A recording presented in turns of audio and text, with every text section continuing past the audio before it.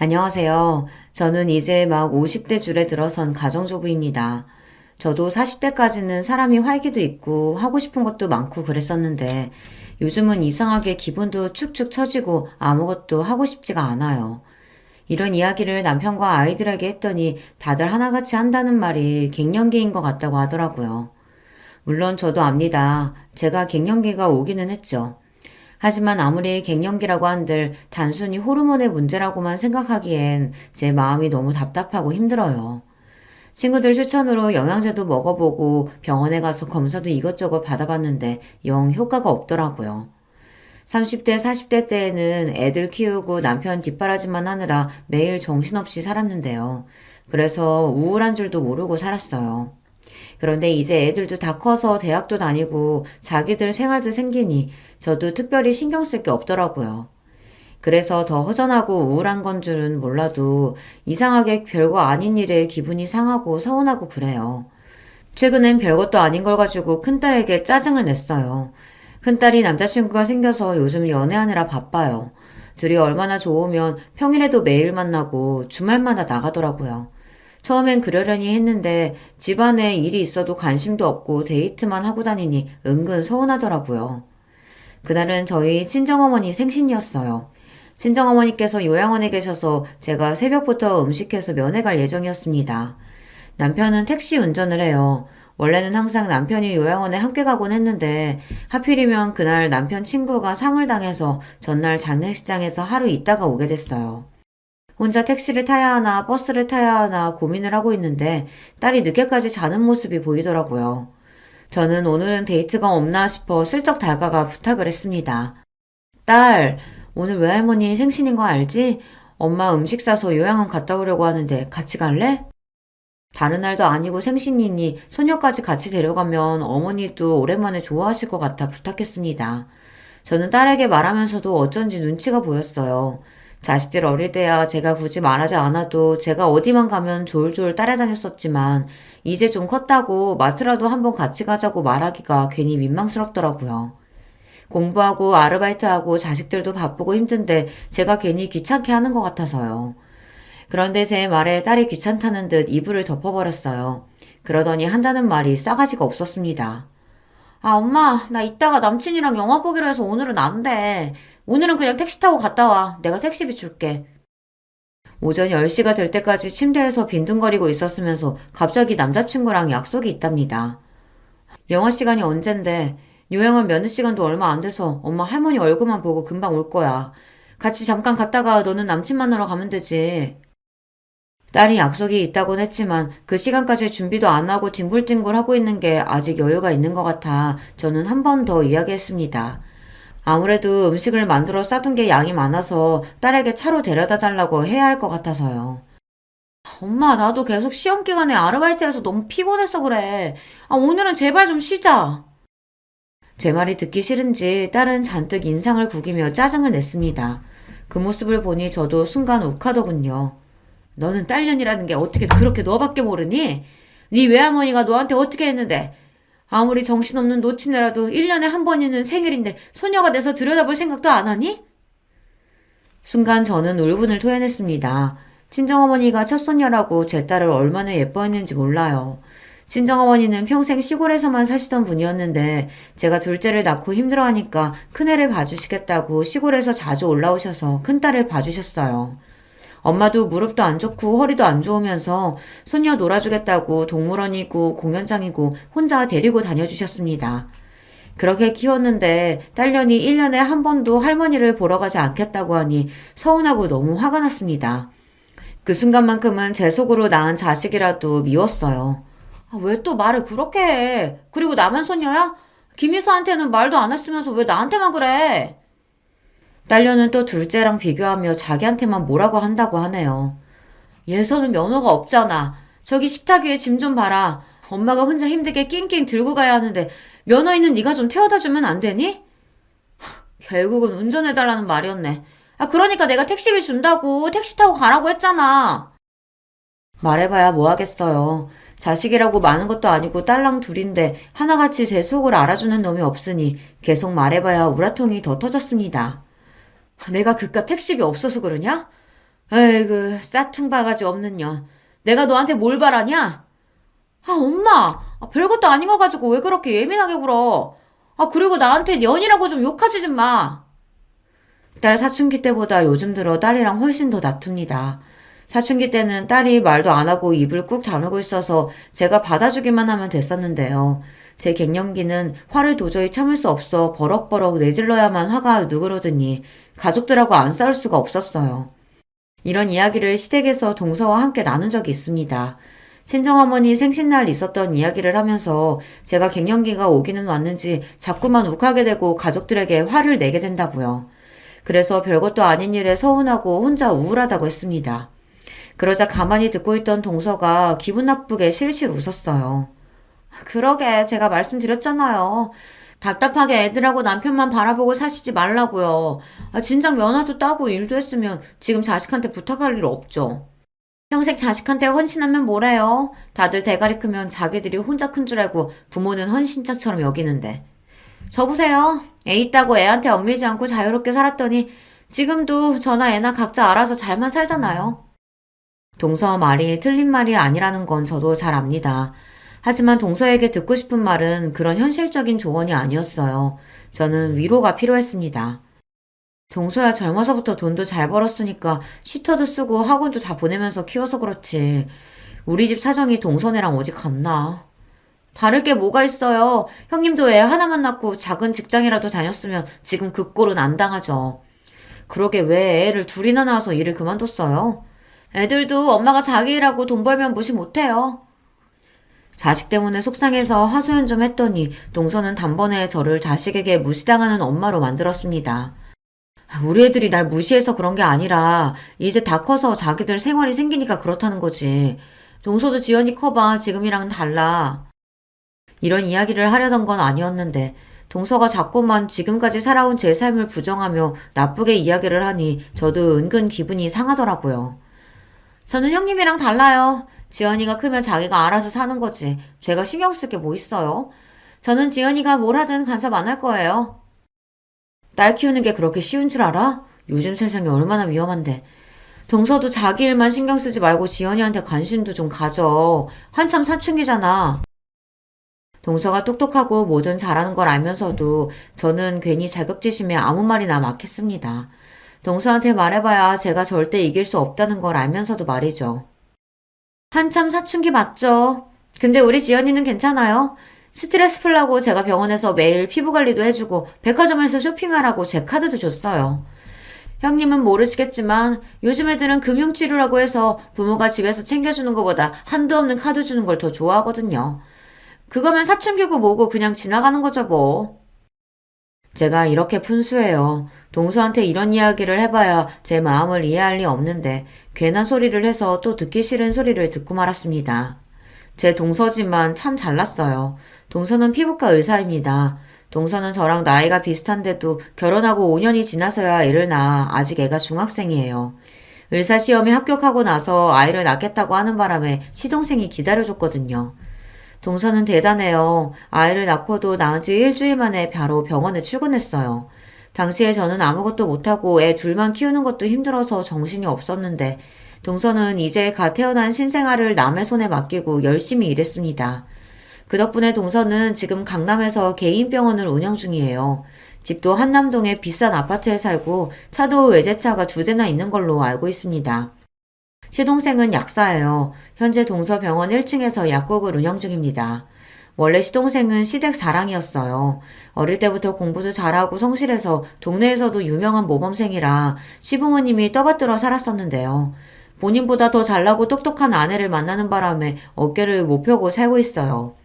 결혼 초에는 시부모님께서 동서를 단단히 잡겠다고 잔소리도 해보고 시집살이도 시켜봤지만 소용없었습니다. 동서는 친정이 강남에서 유명한 땅 부자라 결혼할 때 시동생 명의로 아파트도 해주고 차도 사줬어요. 나중에 시동생 약국까지 차려주셨고요. 그렇다 보니 시부모님 입장에서는 깨갱하고 며느리를 상선으로 모시는 수밖에 없었죠. 한 번은 이런 적도 있었습니다. 동서가 조카를 낳고 얼마 되지 않아 시댁에 떡하니 찾아와 애를 좀 봐달라고 했어요. 본인이 교수가 되려면 미국에 1년 동안 연수를 꼭 다녀야 한다고요. 당신 뭐 하는 거야? 그거 안 된다고 했잖아. 애가 이제 태어난 지 100일도 안 됐는데 엄마가 애 두고 미국을 어떻게 가?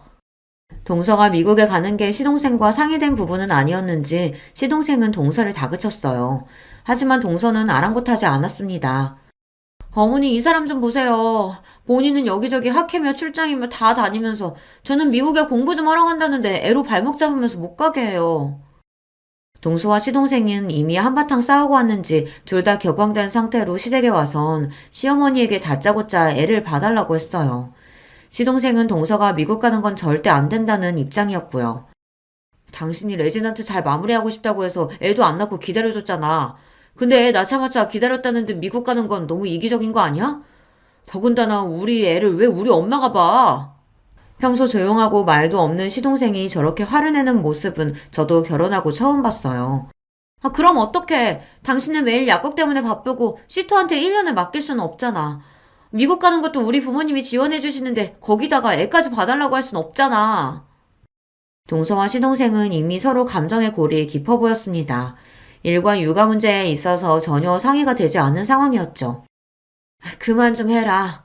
아휴, 능력 있는 며느리 모시고 살기 힘들다. 꼭 그렇게 너 하고 싶은 대로 다 하고 살아야겠니? 제가 애 하나 낳았다고 하고 싶은 거 못할 건 또 뭐예요? 애 봐주기 싫으시면 놔두세요. 그냥 저희 부모님께 부탁드릴게요. 내가 지금 애 봐주기 싫어서 이러니? 애도 애지만 부부가 어떻게 1년이나 떨어져 살아? 앞으로 평생 살아야 하는데 1년 정도 떨어져 있는 게 뭐 어때요? 어차피 지금도 뭐 대단히 사이좋은 부부는 아니에요. 당시에 저도 애 둘 키우면서 힘들었던 때라 사실 동서가 부럽기도 했어요. 시부모님이나 남편에게 좋은 소리 못 들을 걸 알면서도 당당하게 본인이 원하는 바를 주장하는 게 멋져 보였거든요. 결국 시어머니께서 조카를 1년 동안 키워주시기로 하셨습니다. 동서는 그런 사람이에요. 본인이 원하는 게 있으면 무슨 수를 써서라도 꼭 해내고 마는 사람이었죠. 동서는 미국 연수를 끝내고 돌아와서 교수가 되자마자 병원을 나와 개업을 했어요. 그때도 시동생과 시부모님은 의아해했습니다. 애까지 어머니에게 맡기고 공부하겠다고 가더니만 결국은 와서 교수로 생활할 것도 아니고 바로 개업을 했으니까요. 교수님은 슬슬 놀면서 일할 줄 알았는데 이건 뭐 매일 수술에 학회에 수업까지 하루가 24시간이라도 모자라는 거 있죠? 너무 힘들다고 했더니만 아버지가 그냥 나와서 개업하라고 하더라고요. 어차피 가지고 있는 아버지 건물 놀리기 아깝다고. 그 김에 지연이 아빠 약국도 개업해주기로 하셨어요. 어머, 정말? 우리 아들 약국을 차려주신다고? 어머, 너무 감사하다. 잘됐다, 아들. 그때까지는 시동생이 남의 약국에서 월급쟁이로 일하고 있었는데 능력 있는 처가 덕분에 약국을 차리게 된 거죠. 동서가 미국에 가 있는 사이 시어머니는 매일같이 조카를 보면서 애 버리고 간 못된 년이라고 동서 욕을 하시더니만 약국 이야기에 웃음이 떠나질 않으셨어요. 어머니께서 1년이나 우리 지연이 봐주셨는데 당연히 그 정도는 해드려야죠.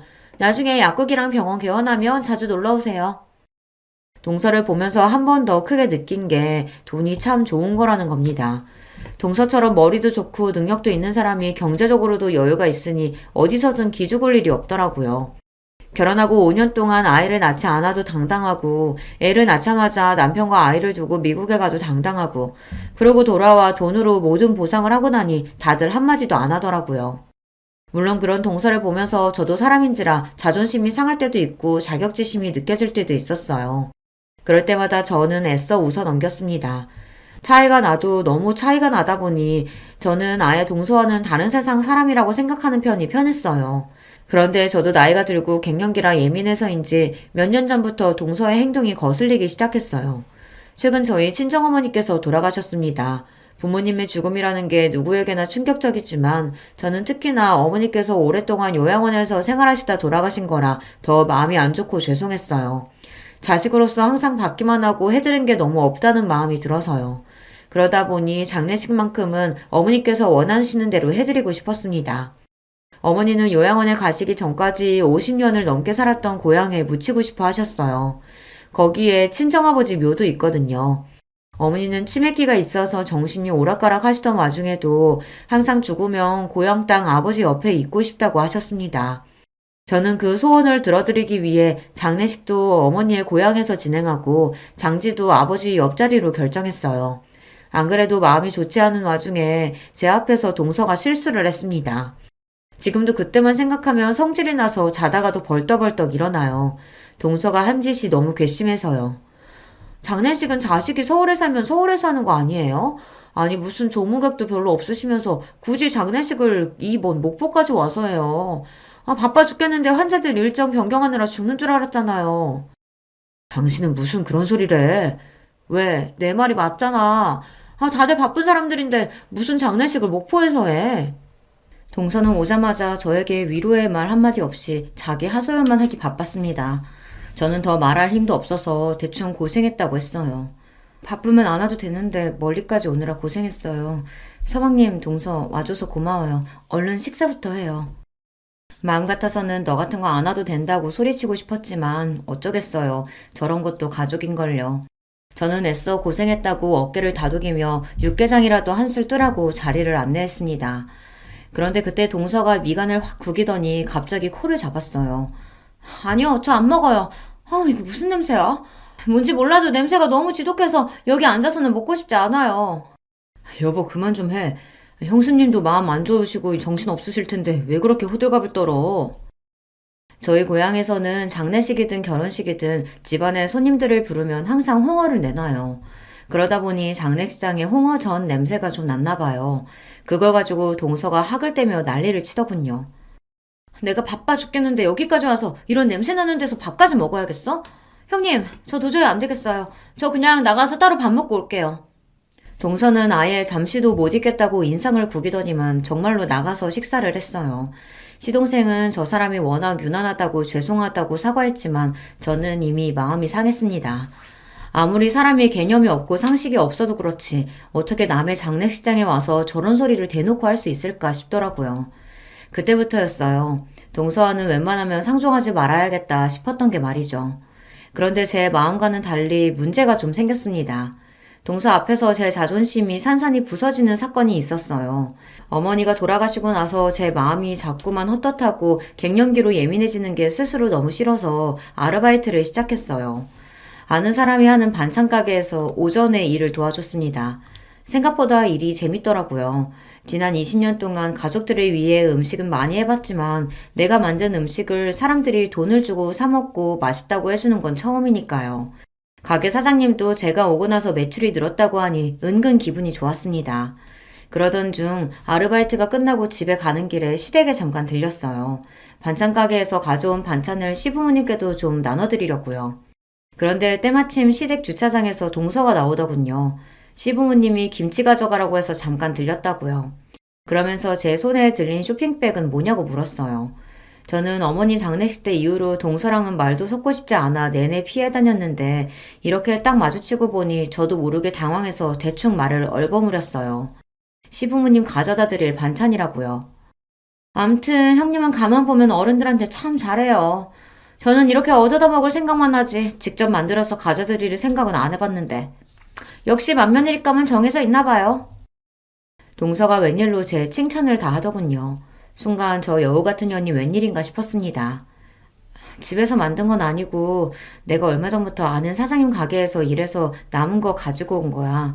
괜찮으면 동서도 좀 가져가던지. 동서랑 마주보고 이야기하는 게 괜히 불편해서 반찬 가게에서 일하고 있다고 이야기를 한 건데 순간 제 말에 동서가 눈이 동그래지더니 갑자기 제게 달려오더라고요. 그러더니 한다는 말이 놀라웠어요. 어머, 형님 잘 생각했어요. 아주버님이 혼자 돈 벌어 다니시길래 형님은 도대체 맨날 집에서 놀면서 뭐하나 싶었는데. 그래요. 형편이 어려우면 사람이 일을 해야죠. 동서의 말에 저는 순간 놀라서 입이 다물어지지 않았습니다. 제 남편이 저도 모르게 돈을 구하러 다닌다네요. 동서, 그게 무슨 소리야? 애들 아빠가 돈을 구하러 다닌다니. 설마 우리 애들 아빠가 동서한테 돈 꺼갔어? 아주버님이 직접 나한테 꺼간 건 아니고 우리 지연 아빠한테 돈 좀 빌려달라고 하셨더라고요. 둘째 대학 등록금이 좀 부족하다고. 동서의 말에 저는 심장이 쿵 하고 떨어지는 것 같았습니다. 제가 얼마 전 남편에게 애들 등록금 이야기를 했을 때 남편은 알겠다고 문제 없다고 했거든요. 저는 그 말만 믿고 정말 그런 줄 알고 넋을 놓고 있었는데 남편 혼자 돈 걱정에 전전긍긍했을 걸 생각하니 가슴이 시큰하더군요. 에이, 근데 우리 지연 아빠 돈이 뭐 그 사람 돈인가요? 사실 다 제 돈이지. 많이 급하신 것 같아서 제가 그냥 드리라고 했어요. 뻔히 형님네 사정 아는데 꺼주긴 뭘 꺼줘요. 어차피 못 받을 돈. 동서는 역시나 참 대단합니다. 같은 말을 해도 사람을 바보로 만드는데 일가견이 있어요. 남편이 저에게 말을 안 했는데 둘째 대학 등록금이 부족해서 시동생에게 빌렸나 봐요. 속마음은 우라통이 터지고 가슴이 찢어지는 것 같았지만 재수없는 동서 앞에서 티를 낼 수가 없었죠. 그런 일이 있었구나. 나는 모르고 있었네. 동서 미안하고 고마워. 그 돈은 내가 금방 갚을게. 아니에요 형님. 내가 꼭 돈 내놔라고 한 것처럼 사람 민망하게 왜 그래요. 우리한테 돈 몇백이 뭐 돈인가요? 정말 괜찮으니까 신경 쓰지 마세요. 아니야 동서. 그 돈 내가 꼭 갚을 거야. 그러니까 괜한 소리 하지 말고 그냥 받아. 동서와 이야기를 나누면 나눌수록 제 감정은 점점 더 격앙되었습니다. 자존심이 너무 상해서요. 형님, 왜 또 정색하고 그러세요? 사람 무섭게. 우리 형님 이제 보니까 자존심 엄청 강하시구나? 알았어요, 알았어. 그 돈 갚으세요. 제가 다 받을게요. 동서는 대단히 인심이라도 쓰는 것처럼 돈을 받겠다며 실실 웃었어요. 제가 그동안 참 멍청했습니다. 매일 살 비비고 사는 남편이 무슨 생각을 하고 사는지도 모르고 저 혼자 갱년기니 뭐니 하면서 세상 편한 소리나 하면서 살았어요. 그날 저녁 저는 남편에게 동서와 있었던 일을 조심스럽게 이야기했습니다. 그렇게 힘들면 말을 하지 왜 끙끙 앓았냐고요. 그러자 남편은 오히려 제 걱정을 했어요. 동서가 또 기분 상하게 한 건 아니냐고 말이죠. 당신 장모님 돌아가시고 힘들어하는 거 뻔히 아는데 거기다가 대고 돈 이야기를 어떻게 해.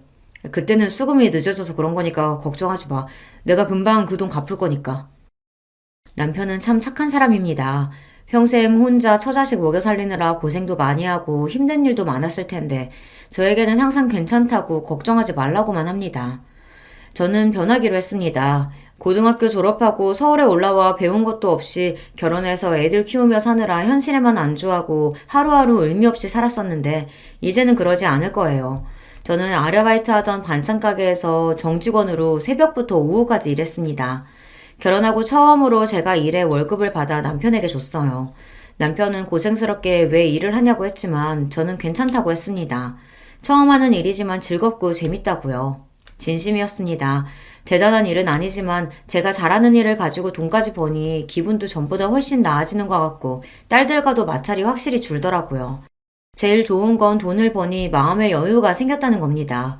그리고 약속대로 몇 달 뒤 시동생에게 빌린 돈은 제가 다 갚았어요.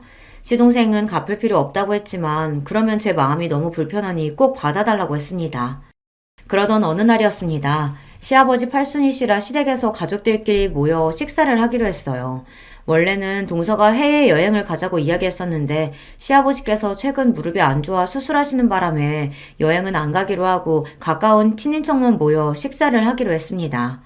사실 저는 다행이다 싶었어요. 시아버지께서 아프신 건 안타깝지만 다 같이 해외여행을 가는 건 솔직히 부담됐거든요. 요즘 누가 촌스럽게 집에서 잔치해요. 그냥 해외여행 가요, 어머님. 어머님, 아버님 연세도 있으신데 언제 또 다 같이 여행을 가보겠어요? 이 많은 식구가 한 번에 여행 가려고 하면 비용이 만만치 않을 텐데 해외는 좀 부담스럽고 국내로 한번 알아볼까? 요즘 우리나라도 물가 많이 올라서 국내에서 여행하나 해외로 가나 크게 다르지 않아요. 형님네랑 우리랑 반반씩 내면 되는데 그 정도는 갈 수 있죠. 순간 저는 머리가 복잡했습니다. 시부모님의 우리 식구, 동선의 식구 다 하면 적어도 9명인데 그 식구가 해외에 간다고 하면 도대체 얼마나 들어갈까 계산도 안 됐죠. 제 머릿속이 정신없이 돌아가는 걸 여우 같은 동서가 눈치챘는지 피식 저를 비웃었습니다. 형님, 반씩 내는 것도 부담스러우시면 그냥 저희가 다 낼게요. 그거 얼마나 한다고 티나게 그렇게 놀라고 그래요. 제 표정만 보고 비웃더니만 동서는 본인이 다 내겠다고 했어요. 그러다 시부모님은 됐다고 손사래를 치셨죠. 됐다 됐어. 자식들 힘든데 다 늙어서 해외여행은 무슨 해외여행이야. 젊은 너희들이나 갔다 와. 우리는 안 가도 돼. 형님이 시댁이랑 여행 가는 거 불편한 티 팍팍 내서 아버님 삐지셨잖아요. 아버님 걱정하지 마세요. 둘째 며느리가 비행기 꼭 태워드릴게요.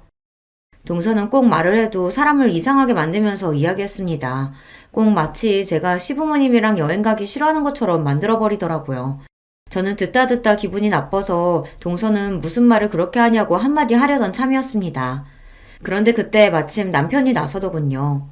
아, 그걸 재수씨가 왜 다 내요? 내가 장남인데 내도 우리가 내야죠. 우리가 무슨 돈이 있어서 온 식구 해외여행비를 다 낼 수 있겠어요.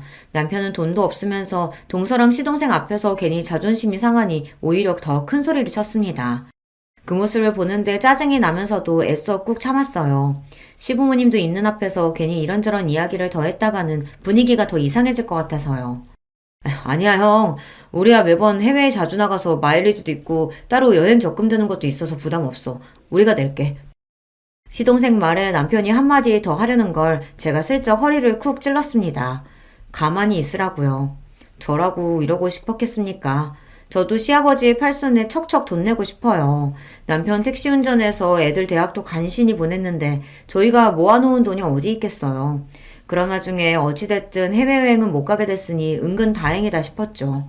저희는 먹고 죽으래야 돈이 없으니 싫어도 동서한테 얹혀서 여행에 따라가야 할 판이었는데 괜히 가서 또 무슨 바보 취급을 당할까 걱정됐거든요.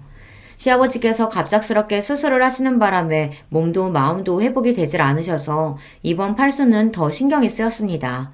시아버지도 연세가 들기는 드셨는지 그 강하셨던 분이 이제 죽을 때가 된 것 같다고 자꾸만 죽는 소리를 하시더라고요. 제가 동서처럼 대학도 못 나오고 능력이 있는 것도 아니지만 딱 한 가지 동서보다 잘하는 게 있어요. 바로 음식입니다. 어머니에게 손맛을 물려받아 음식은 제법 해요. 시부모님도 제가 한 음식이라면 입맛에 맞으신다고 밥풀도 하나 남기지 않으시고 드세요. 그래서 이번 팔순엔 제 실력을 마음껏 뽐내보기로 했습니다. 해외여행도 가지 못했으니 동서는 분명 두둑한 봉투를 준비할 거예요. 거기에 밀리지 않으려면 평소보다 훨씬 더 막강한 음식들로 준비를 해야겠다 싶었습니다. 이런 생각을 한다는 게 제가 생각해도 유치하긴 해요.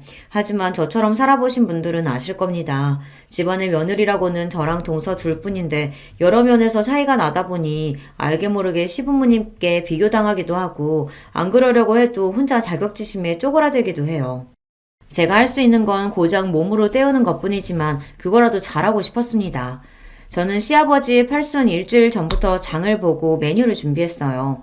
장을 보고 있는데 동서한테 연락이 왔길래 음식 준비하느라고 장을 보고 있다고 했더니만 저더러 뭐하러 사서 고생하냐고 하더라고요. 아, 형님은 답답하게 왜 그런 짓을 하세요? 요즘 출장 뷔페랑 배달 음식이 얼마나 잘 돼 있는데요. 우리 그냥 시켜서 먹어요.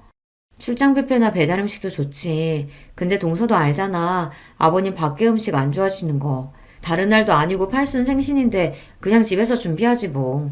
동서도 그날 시간 괜찮으면 일찍 와. 얼마 전 명절에 동서 말대로 제사 음식을 배달시켰다가 시아버지에게 저만 혼났어요. 매번 하던 거 귀찮아서 그걸 돈 주고 샀냐고요. 다행히 시어머니께서 나서서 힘들어서 이번에만 샀다고 이야기하고 대충 넘어가긴 했지만 원래 시아버지는 밖에서 사다 먹는 음식을 싫어하십니다. 그냥 사 먹고 한번 욕 먹으면 되지. 형님은 피곤하게 사신다니까. 어쨌든 음식은 형님이 하기로 한 거니까 형님이 알아서 하셔야지. 제가 일찍 뭐하러 가요. 저는 그 전날도 출근이라 힘들어요. 저는 그냥 시간 맞춰서 갈게요. 동서에게 기대하지도 않았습니다. 제가 음식을 준비한다고 하면 동서는 사먹는 게 훨씬 좋다고 할 줄 알았어요.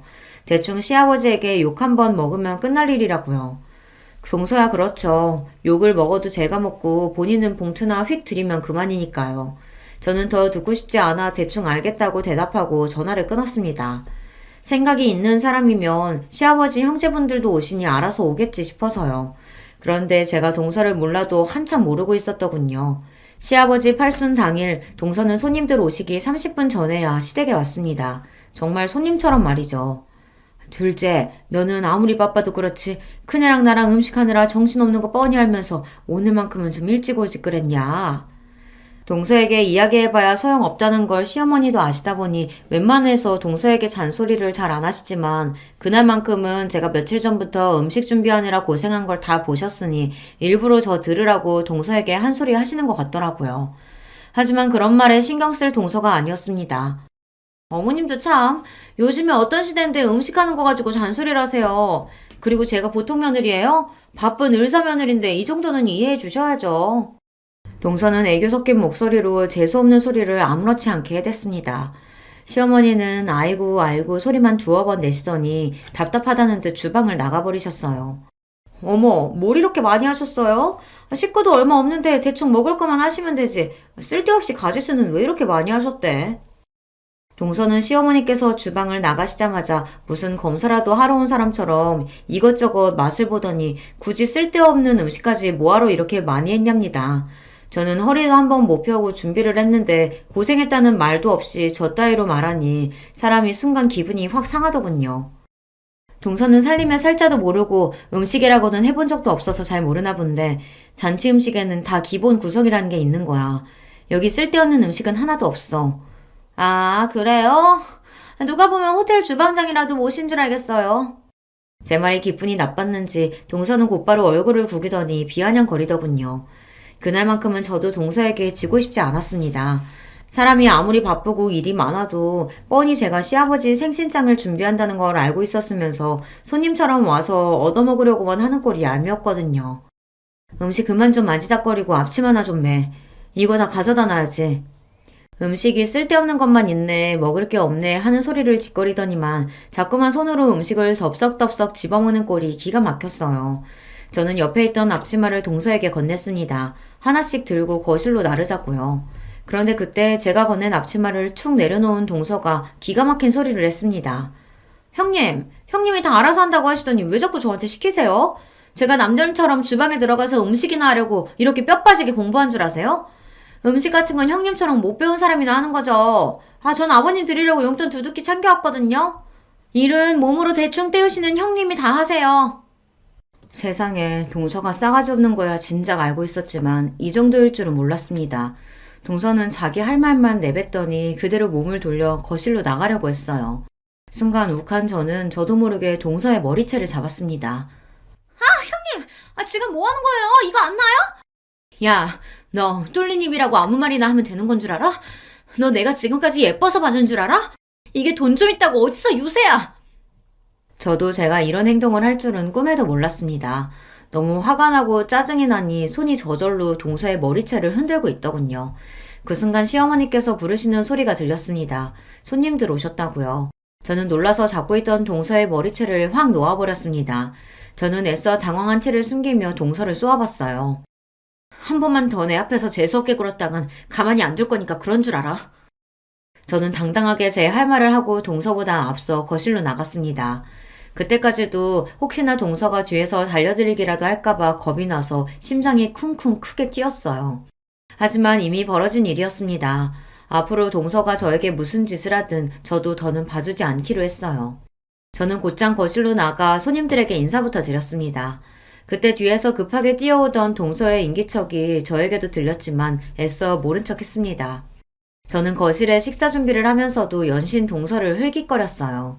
제가 머리채까지 잡았으니 절대 가만히 있을 동서가 아닌데 가만히 있는 게 이상해서요. 물론 동서도 생각이 있다면 어른들 있는 앞에서 행패를 부리지는 않겠지만 내내 불안했습니다. 그런데 역시나 그냥 넘어갈 동서가 아니었죠. 갑자기 제가 만든 갈비찜을 먹더니 욱하는 소리를 냈어요. 그러더니 한다는 말이 가관이었죠. 형님, 이게 뭐예요? 이거 파리 아니에요? 음식을 어떻게 했으면 파리가 들어간지도 모르고 먹으라고 내놔요. 뭐? 그게 무슨 소리야? 갑자기 파리라니.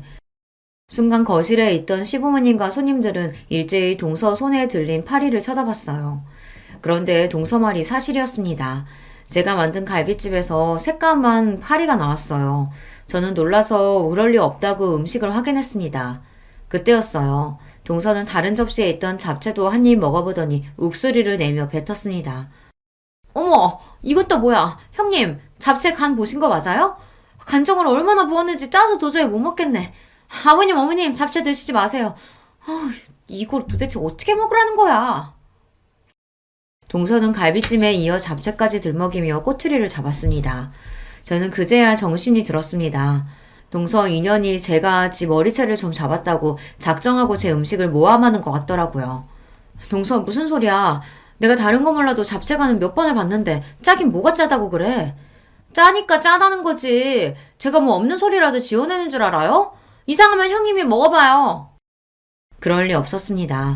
갈비찜에 파리가 들어간 건 음식에 뚜껑을 열어놔서 그럴 수도 있겠다 싶지만 잡채가 먹지 못할 정도로 간이 안 맞을 리 없어요. 제가 다른 건 몰라도 잡채 하나는 자신 있거든요. 그런데 그때 금방 잡채를 드신 시어머니께서 조심스럽게 이야기를 하셨습니다. 어머, 큰애야. 잡채가 너무 짜기는 하다. 네가 이것저것 음식한다고 바쁘더니만 실수로 간장을 더 넣었나 봐. 아무래도 믿을 수 없어 저는 제 젓가락으로 잡채를 먹었습니다. 그런데 동서 말이 맞았어요. 잡채가 짜도 너무 짜더라고요. 말도 안 돼. 그럴 리가 없는데. 형님은 음식하느라 힘들어서 실수했나 봐요. 아무리 그래도 이건 심해도 너무 심하다. 입도 못 대겠어요. 아버님, 우리 대충 배 채운 것 같은데 그냥 나가서 2차 할까요? 제가 분위기 좋은 막걸리 집으로 안내할게요. 저는 이 상황이 믿기지 않아 순간 말문이 턱하고 막힌 채 멍하니 있었습니다. 재수씨, 아무리 그래도 준비한 음식이 이렇게 많이 남았는데 갑자기 어딜 가요? 아주버님도 음식 드셔보셨으면 아실 거 아니에요. 아버님 팔순이신데 이만 손님들까지 초대했으면 맛있는 걸로 대접해야죠. 아버님, 어머님, 그냥 우리 나가요. 막걸리 먹고 노래방도 가서 놀고 오자고요. 순간 분위기가 이상해지자 시부모님들도 손님들도 제 눈치를 살피셨어요. 저는 이대로 가만히 있으면 안 될 것 같아 정신을 차리고 자리에서 벌떡 일어났습니다. 괜찮아요, 어머님, 아버님. 동서랑 2차 신나게 다녀오세요. 뒷정리는 제가 하고 있을게요. 저도 바보가 아닙니다.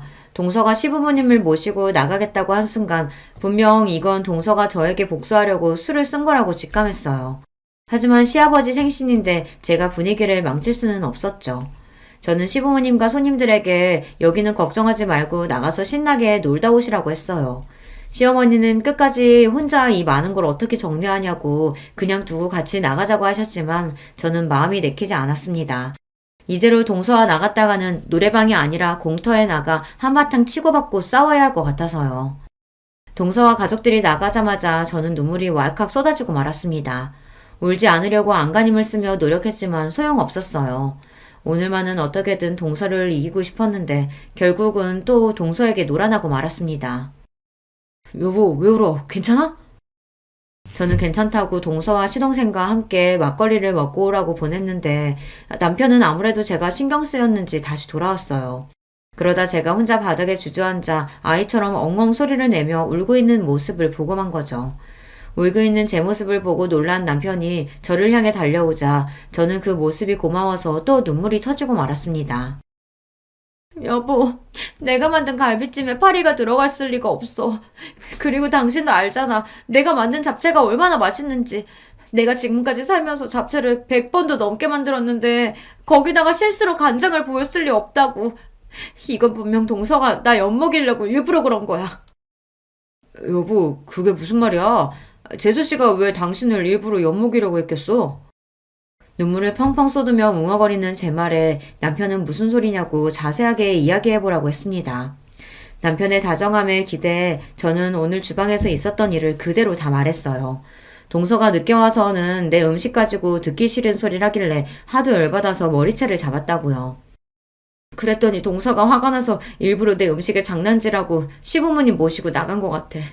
평소 동서가 하는 짓을 봤을 땐 분명해. 제 이야기를 들은 남편은 눈이 휘둥그레졌습니다. 평소 누구에게도 싫은 소리 한마디 못하는 제가 흥분해서 동서의 머리채까지 잡았다는 말에 남편도 많이 놀라나 보더라고요. 그러더니 남편이 한다는 말이 놀라웠습니다. 재수씨, 이 여자 이거 진짜 안 되겠네. 어디 감히 천사 같은 우리 와이프를 가지고 놀아. 여보, 걱정하지 마. 내가 재수씨, 아니 그 여자 코를 아주 납작하게 만들어줄게. 그때까지는 저도 남편이 무슨 소리를 하는 건가 싶었습니다. 저도 동서 때문에 화가 나긴 했지만 남편이 무슨 수로 동서의 코를 납작하게 해주겠다는 건가 싶어서 남편에게 물어봤습니다. 무슨 계획이 있는 거냐고요. 당신은 걱정하지 말고 딱 기다려. 내일이면 다 해결될 테니까. 남편답지 않게 단호하게 말하는 모습에 뭔가 믿는 구석이 있는 것 같긴 했지만 바로 다음날 남편은 생각지도 못한 폭탄 발언을 했습니다. 다음날 저녁 남편은 시댁으로 저와 동서를 모두 수집했어요. 어제 생일이라고 거하게 상도 차려주고 막걸리에 노래방까지 가서 신나게 놀았으면 됐지. 오늘은 또 무슨 일로 식구들을 다 불러 모았어? 아버님은 무슨 일이냐고 연신 물으셨습니다. 그러자 남편은 들고 있던 봉투에서 웬 사진들을 꺼내 바닥에 던지듯 뿌렸습니다. 그러더니 한다는 말이 충격적이었어요. 아버님, 어머님, 놀라지 말고 들으세요. 이게 바로 아버님 어머님이 예뻐했던 둘째 며느리의 진짜 모습이니까. 남편의 말에 자리에 있던 시부모님과 저는 의아한 얼굴로 바닥에 떨어진 사진을 주었습니다. 뭐야 둘째야. 이게 다 뭐냐? 이 남자들은 누군데 너랑 이러고 있는 거야? 네? 무슨 말씀이세요 어머님? 남자라뇨? 남편이 뿌린 사진 안에는 술에 잔뜩 취한 동서가 양쪽에 젊은 남자들을 끼고 웬 술집에서 나오는 사진이었어요. 그 사진을 확인한 시부모님은 곧장 동서를 쏘아보았고 동서는 놀라 사진을 구겼습니다. 그러더니 한다는 소리가 기가 막혔어요. 어머 아주버님 이게 다 뭐예요? 아주버님 혹시 스토커예요? 남의 사진을 이렇게 마음대로 찍으면 어떡해요? 모 눈에는 뭐만 보인다더니 스토커는 무슨. 아버지 어머니 그 사진 속 술집 보통 술집 아니에요. 돈만 주면 젊은 남자들이랑 술 먹고 노는 룸사롱이라고요. 그랬습니다. 알고 보니 얼마 전 남편이 손님을 태우고 강남에 갔다가 우연히 한 술집 앞에서 동서를 보았답니다. 남편은 동서 병원이 강남에 있으니 일이 끝나고 한잔 했나 보다 싶어 아는 체 하려고 했대요. 동서가 술에 많이 취했으면 집에 데려다 주려고요. 그런데 그때 동서 뒤에서 웬 젊은 남자들이 나타나더니 동서를 부축해 남편이 운전하는 택시를 잡았답니다. 그러더니 동서를 남편의 택시 뒤에 태운 거예요. 동서를 태운 남자들은 딱 봐도 동서의 동료가 아닌 것 같았답니다. 생김새도 의상도 범상치 않았대요. 뒷좌석에 탄 동서는 술을 얼마나 많이 먹었는지 취해서 남편을 알아보지도 못했답니다. 남편이 이런저런 말을 거는데도 아예 알아듣질 못했대요. 그날 남편은 곧바로 시동생에게 연락해 동서를 데려다 줬답니다. 그리고 남편이 강남에서 본 광경을 그대로 이야기한 거예요. 남편의 말에 시동생은 뭔가 짐작가는 게 있었는지 본인이 알아볼 테니 남편에게는 걱정하지 말라고 했답니다. 그러고 보니 시아버지 팔순날 시동생의 표정이 어둡기는 했어요. 동서와 일절 이야기를 나누지도 않았고요. 이거 내가 찍은 게 아니라 종혁이가 재수씨한테 사람 붙여서 찍은 거예요. 아주 주말마다 호스트바 가서 신나게 노셨더라고요. 거짓말할 생각은 애초에 하지 마요. 사진은 이거 말고도 엄청 많으니까. 그날 이후 시동생은 동서가 술집에 다닌다는 증거를 찾기 위해 사람을 붙였답니다. 그리고 이혼을 준비하고 있었어요. 말도 안 돼. 당신들이 어떻게 나한테 이럴 수가 있어? 호스트바가 뭐 돈 있으면 여자가 갈 수도 있지. 동서는 시부모님도 계신 앞에서 더러운 본색을 드러냈습니다. 바닥에 떨어진 사진을 벅벅 찢으며 자기는 잘못한 게 없다고 뻔뻔하게 굴었어요. 저는 동서의 뻔뻔함에 소름까지 돋았습니다. 아이고, 이게 다 무슨 일이라니. 동서가 숨겨왔던 진짜 모습이 드러나자 시부모님도 놀라서 뒷목을 잡으셨어요. 얼마 뒤 동서와 시동생은 이혼했습니다. 시동생은 알게 모르게 동서랑 살면서 쌓인 게 많았는지 동서의 귀책 사유들을 샅샅이 찾아내 법원에 제출했습니다. 사람이 하나를 보면 열을 안다고 남인 저에게도 그렇게 못되게 굴었는데 남편에게는 오죽했겠어요. 시동생은 정신적 피해 보상에 대한 위자료도 청구했답니다. 양육권 문제로 아직 소송 중이지만 조카가 동서보다는 시동생과 살고 싶어 해서 양육권도 곧 가지고 올 수 있을 것 같아요. 저는 살다 누군가의 이혼을 이렇게 응원하게 될 줄은 몰랐습니다. 저도 웬만하면 자식을 위해서라도 부부가 서로를 이해하고 화목하게 살아야 한다고 생각하는 사람이지만 동서는 아니에요.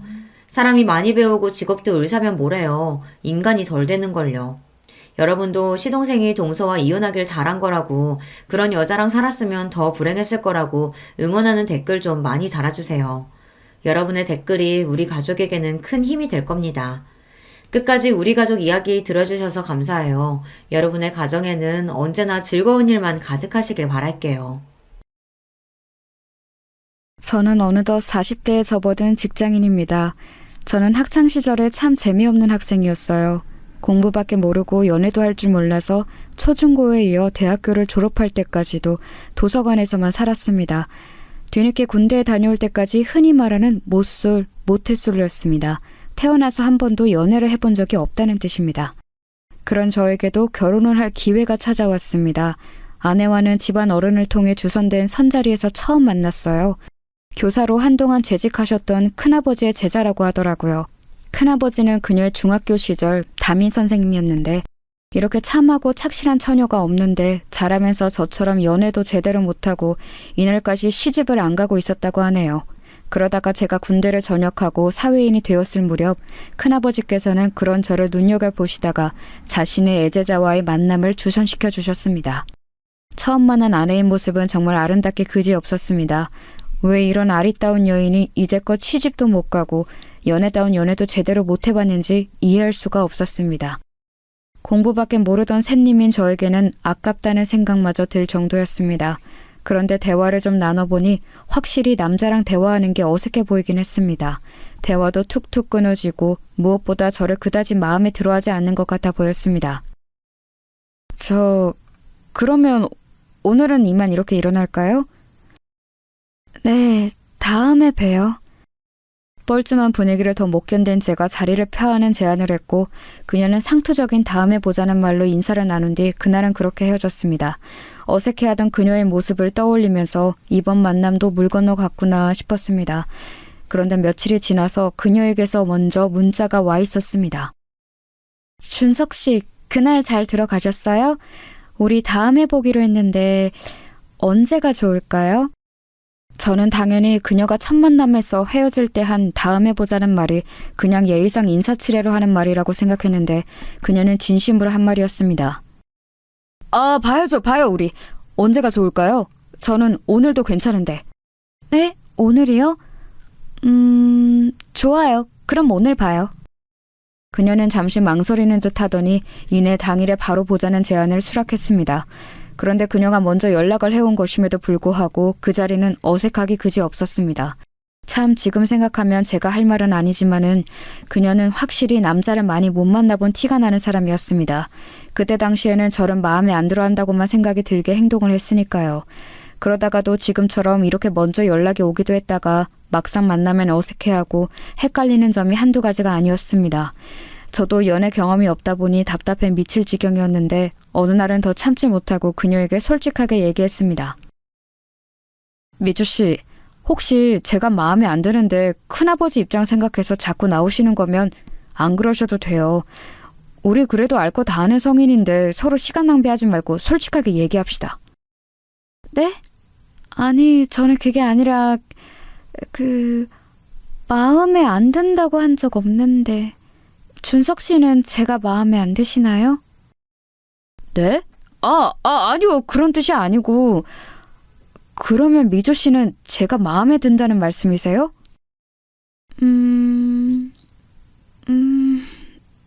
네. 그녀는 몇 차례 쭈뼛거리더니 이윽고 힘겹게 긍정의 대답을 했습니다.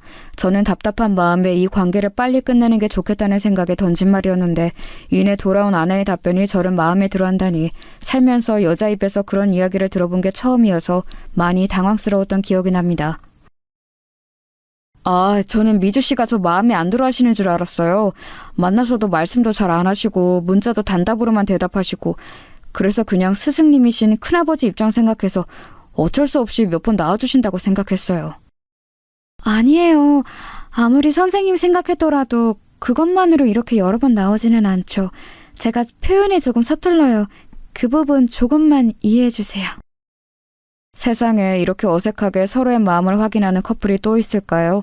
그날 이후부터 못소리였던 어색했던 시작을 뒤로 하고 누가 먼저랄 것도 없이 자연스럽게 마음을 열고 교제를 시작했습니다. 교제 초반에는 아내가 계속해서 어색해하던 모습이 잊혀지지가 않습니다. 만나서 데이트할 때 어색함이 계속되는 것은 물론 떨어져 있을 때도 문자의 답도 잘 안 하고 전화도 잘 안 받을 때가 많았습니다. 하루 종일 연락이 안 될 때면 불안하기도 했습니다. 서로의 마음을 확인했는데도 이렇게 계속 저를 어색해하고 불편해하는 모습이 계속되길래 저는 그녀를 진지하게 앉혀놓고 이야기했습니다. 미주야, 나는 아직도 미주 마음이 헷갈려. 분명히 내가 마음에 든다고도 했고 그래서 교제도 시작한 건데 남자친구인 나를 불편해하고 어색해하니까 진짜 나를 좋아하긴 하는 건지 계속 만나고 싶은 마음은 있는 건지 잘 모르겠어. 당연히 좋아하지. 아니, 그 이상일 거야. 근데 오빠, 나 사실 말 못한 얘기가 있어. 내가 이렇게 사람 대하는 거 어색해하고 심지어는 남자친구한테까지 이러는 거 다 이유가 있어. 괜찮으면 들어줄 수 있어. 그녀는 무언가 상기된 채로 어렵게 말을 꺼냈습니다. 뭔데 말해봐. 다 얘기해봐. 그게 사실 나는 어린 시절 안 좋은 기억을 가지고 있어. 왕따를 당했었는데 그게 내 인생의 발목을 잡는 커다란 사건이 되어버렸어. 그 기억 때문에 오랫동안 고통받으면서 살았고 그걸 극복하기 위해 정말 눈물나게 노력했어. 정신과의 도움도 오랫동안 받았고 오랫동안 이어오던 약물 치료도 지금이 되어서야 조금씩 끊고 있어. 내가 사람들 대하는데 어색해하고 특히 오빠를 대하는 데 있어서 더 그러는 거, 사실 사람에게 상처받았던 내 마음이 또 상처받지 않을까 두려워서 그러는 거야. 너무나 충격적인 이야기였습니다. 이렇게 천사 같은 여자가 그런 아픈 기억을 안고 있었다니요. 그녀는 점점 눈시울이 붉어지면서 계속 이야기를 이어나갔습니다. 사실 오빠도 너무너무 좋은데, 아니 사랑한다고 하는 말이 더 맞을 거야. 그런데 오빠를 사랑하면 더할 사랑할수록 오빠도 나한테 상처 줬던 사람들처럼 나를 떠나가 버릴까봐 무서워. 그러다 보면 선뜻 다가서지 못하겠어. 오빠가 나를 버린다고 생각하면 너무 슬퍼서 못 견딜 것 같거든. 그게 무슨 소리야, 미주야. 내가 널 왜 버려. 너처럼 세상에서 제일 예쁘고 착한 여자를. 그랬구나. 그런 줄도 모르고 난 계속해서 밀어내는 미주를 원망만 했어. 미주야, 나는 어떤 일이 있어도 네 곁에 이렇게 있을 거야. 걱정하지 마. 저는 그녀를 꼭 안아주면서 언제까지고 곁에 있을 거라며 위로했고 그녀는 끝내 크게 울음을 터뜨렸습니다. 그날 이후로 그녀는 제게 더욱더 마음을 열게 되었고 그 특유의 어색함이 잘 없어지지는 않았지만 그래도 그녀 입장에서 많이 노력하면서 관계를 이어나갔습니다. 그렇게 2년여의 교제 끝에 저희는 결혼을 하게 되었습니다. 미주야, 아니 여보, 이제부터 죽을 때까지 우리는 부부야. 부부로서 남은 인생 행복하게 살자. 고마워. 오빠 정말 고마워.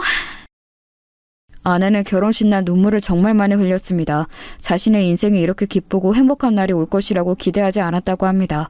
그리고 무엇보다도 저희 만남을 주선해 주셨던 큰아버지가 정말 문자 그대로 펑펑 우셨습니다. 모르는 사람들이 봤으면 큰아버지가 아내의 친아버지일 거라고 생각했을 거예요. 이 정도로 아내와 큰아버지가 각별한 사제지간인 줄 그날 다시금 새롭게 느꼈습니다. 저는 아내의 지난 모든 상처를 다 덮어주고 다 깨끗이 치유해주고 싶었습니다. 할 수만 있다면 아내를 괴롭힌 사람들을 찾아다가 법에 무서운 철퇴를 가하고 싶었습니다. 지금이라도 늦지 않았으니 그렇게 해보자고 아내에게 슬며시 몇 번 제안해보았지만 아내는 또 다른 보복이 무섭다며 늘 거절했습니다. 저도 아내가 두려워하는 바가 무엇인지 알기에 더는 강요하지 않았습니다. 아내의 힘들었던 과거와는 반대로 저희 부부의 결혼 생활은 행복 그 자체였습니다. 아내는 결혼을 하니까 연애할 때보다 훨씬 더 헌신적으로 변했습니다. 한 번 세상에 상처를 받았던 사람이다 보니까 세상에든 저에게든 완전히 마음을 열지 못하다가 결혼이라는 울타리 안에서 부부가 되고 나니까 저를 일생의 사랑으로 받아들인 것 같았습니다. 그렇게 제게 완전히 마음을 연 아내 덕분에 하루하루가 행복했습니다. 매일 새벽같이 일어나서 정성스러운 도시락을 차려주었고 저녁에 퇴근하고 돌아오면 언제나 칠첩 반상이 차려져 있었습니다. 항상 저의 와이셔츠는 주름이 없이 빳빳하게 펴져 있었고 출장이라도 가는 날에는 캐리어 안에 속옷부터 양말, 겉옷까지 완벽하게 깔끔하게 정리가 되어 있었습니다. 모두 아내가 준비해준 것이지요. 저는 정말로 이런 호사를 누려도 되나 싶었습니다. 직장 동료들도 늘 정성스럽게 차려진 제 도시락을 보면서 부러워했고 장가 가더니 사람이 더 깔끔해졌다며 칭찬했습니다. 현모양처라는 말이 더 이상 시대에 맞지 않는 말이 되어가는 요즘이지만 제 아내는 문자 그대로 현모양처 그 자체였습니다. 그러다 하루는 아내가 몸살이 심하게 난 적이 있었습니다. 그런데 몸살이 그렇게 심한데도 퇴근하고 돌아온 저를 위해 저녁상을 차리고 있는 게 아니겠어요? 아니 여보, 몸도 안 좋은데 무슨 저녁이야. 내가 알아서 챙겨 먹을 테니까 여보는 얼른 누워서 쉬어. 아니야 오빠, 그래도 밥은 집밥으로 챙겨 먹어야지. 아내는 끙끙대며 기어코 밥상을 다 차리더니 그제야 방 안에 들어가 몸을 뉘었습니다. 나중에 알고 보니 아내가 심하게 감기 몸살이 걸린 데에는 다 이유가 있었습니다. 그날은 여름마다 돌아오는 아파트 수도관 청소 때문에 온수가 하루 종일 안 나오는 날이었는데 하필이며 전날 쏟아진 폭우로 집안이 몇 시간 동안 정전이 됐었다고 합니다. 다음날 출장인 저희 옷가지들을 미처 다 빨지 못한 상태였는데 아내는 세탁기도 안 돌아가는 상황에서 찬물로 손빨래를 다 했다고 하네요. 아무리 여름이었지만 쪼그려 앉아서 그 많은 빨래를 찬물로 손빨래를 하다 보니 몸에 무리가 갔던 것입니다. 아내는 고무장갑 끼고 빨래를 하면 깨끗하게 때가 지워지지 않는다고 늘 맨손으로 손빨래를 하던 버릇이 있었습니다. 그런데 옷까지 몇 개도 아니고 몇일치 빨래를 그렇게 하다 보니 안 그래도 몸이 약한 아내가 몸살이 날만도 했습니다. 저는 그쯤 되자 아내의 그런 헌신을 마냥 고맙게 넙죽 받을 수만은 없었습니다. 그래서 누워있는 아내에게 다가가 조심스레 얘기를 꺼냈습니다. 여보, 좀 괜찮아? 고마워. 몸도 안 좋은데 나를 위해서 이렇게. 아니야, 여보. 아내로서 당연히 해야지. 국 간은 잘 맞았어? 그럼 여보가 하는 음식은 항상 맛있지. 그나저나 여보, 그동안 내가 회사 일이 바빠서 가사 일을 잘 못 도와줬는데 이제 집안일은 서로 분담해서 하자. 나 여보가 이렇게까지 몸에 병나면서 나를 위해 헌신하는 거 너무 미안해서 못 견디겠어. 아니야, 여보. 여보는 밖에 나가서 돈 벌어오잖아. 여보는 집안일 걱정 아무것도 하지 말고 그냥 밖에 나가서 마음 편히 일하는 데만 집중해. 나는 금방 또 괜찮아질 거야. 여보, 나는 너무 고마운데 가끔 여보가 나한테 헌신하는 거 보면 솔직히 무언가에 쫓기는 것 같은 느낌이 들어. 우리 결혼 전에 여보가 나한테 했던 말 나 아직도 기억해. 내가 당신을 떠날지도 모른다고 했던 말. 혹시 당신 나한테 이렇게까지 정성스럽게 헌신하는 게 그런 두려움에서 그러는 건 아니야? 아내는 제 말을 듣자 한참을 말을 잇지 못했습니다. 그러더니 지난주에 정신과 상담에 다녀온 얘기를 했습니다. 지난주에 상담실에 갔는데 선생님이 그러시더라. 내 얼굴이 너무 좋아졌대. 결혼하고 나서 진정한 행복을 찾은 것 같다고 선생님도 많이 기뻐하셨어. 내 이런 밝은 모습은 처음 본대. 그래서 약을 이제 끊어도 될 것 같다고. 그래? 그거 듣던 중 반가운 소리네. 그런데 한 가지 염려되는 게 있다고 하셨어. 내가 얼굴도 좋아지고 다 좋은데 무언가 알 수 없는 초조함이 엿보인대. 그 부분을 제대로 다루기 전까지 함부로 약은 끊을 수 없다고 하셨어. 그게 뭔데? 그 초조함이라는 게 설마... 맞아. 여보가 지금 말한 그 부분이야. 나 사실 여보랑 결혼하고 세상을 다 가진 것 같았어. 정말 행복했고 여보를 위해서 내가 할 수 있는 건 뭐든지 다 해주고 싶었어. 그런데 어느 순간부터 선생님이 그 부분에 대해서 계속 우려를 표하시더라고. 계속 쫓기고 있는 느낌이 든다면서. 그런데 그럴수록 나는 인정하고 싶지 않았어. 그래서 선생님이 그럴 때마다 주문처럼 아니야, 나는 쫓기고 있지 않아. 나는 남편을 사랑해서 이 일을 하는 거야 라고 되뇌었어. 그 마음은 어느새 선생님을 향한 반발심이 되어서 선생님이 말이 틀리다는 것을 증명이라도 하려는 듯 더 내 몸을 괴롭히면서 여보를 내조했어. 그러다가 이렇게 몸살이 심하게 나버린 거야. 그러니까 마음이 더 불안해졌어. 내가 근원적으로 가지고 있었던 여보가 나를 떠나면 어떡하지 하는 그 두려움. 결혼과 동시에 사라졌다고 생각했거든. 그런데 그게 아니었나 봐. 그리고 그 마음이 아직도 남아있다는 걸 인정해버리면 또다시 여보가 나를 떠날지도 모를 생각에, 그런 생각에 더 내 몸을 갈아가면서 집안일을 했던 것 같아. 아내는 긴 고백을 들어놓다가 눈물이 차올라서 더 이상 말을 잇지 못했습니다. 저는 그런 아내를 꼭 안아주면서 말했습니다. 여보, 다시 말하지만 나는 결코 당신 곁을 떠나지 않아. 여보의 마음이 불안하면 매일매일 이 말을 해줄게. 하루에 1000번도 더 할 수 있어. 여보의 마음이 안정될 수만 있다면.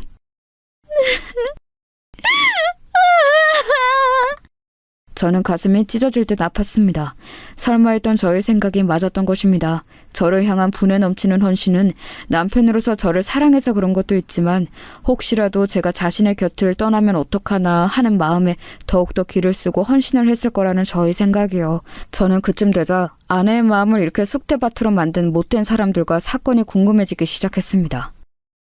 여보, 괜찮다면 여보 학창시절 이야기 좀 해줄 수 있어? 불편하면 하지 않아도 돼. 그런데 당신을 좀 더 알고 싶고 이해하고 싶어.